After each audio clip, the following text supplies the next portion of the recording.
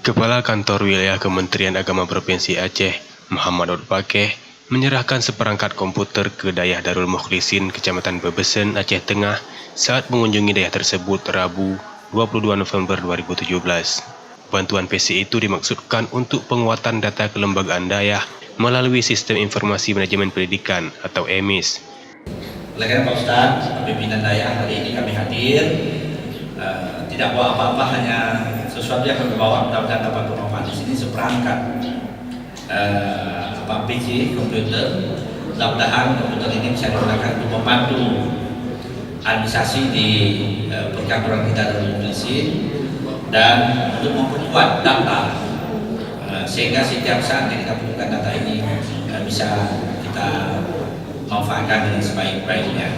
Dan melalui data EMIS inilah kita harus memiliki kekuatan pondok pesantren hari ini, dan kita suatu saat akan bisa melihat berapa sesungguhnya santri yang ada di Aceh dan di Indonesia ini. Ia berharap pesantren-pesantren di Aceh suatu saat akan lebih jaya. Kemudian juga untuk Provinsi Aceh, kami sangat berharap bahwa pondok pesantren kita ke depan terus mengikuti perkembangan dan terus kita ikuti berbagai hal yang sesuai dengan pondok pesantren. Sehingga pondok pesantren kita di Aceh masuk Dayah Darul Mukhlisin ini, kami yakin suatu saat akan semakin jaya. Dan anak-anak kami ini, insyaallah suatu saat juga akan menjadi pakar-pakar dan tokoh-tokoh Aceh Tengah ini yang lebih baik, dan mereka menggantikan orang-orang tua kita yang hari ini, sejumlah tokoh-tokoh di Aceh Tengah ini yang beliau sudah usia lanjut. Kita-kitalah ini yang akan meneruskan perjuangan di Aceh Tengah ini untuk masa akan datang.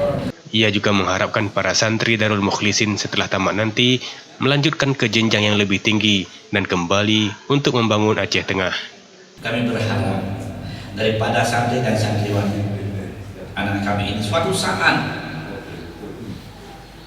setelah kalian belajar di sini, lanjutkan pendidikan di tempat lain, yang suatu saat kembali ke tempat ini, bangun Aceh Tengah melalui pendidikan. Karena kita tidak akan mungkin membangun negeri ini, negeri kita lebih maju, lebih baik kalau bukan melalui orang-orang yang cerdas.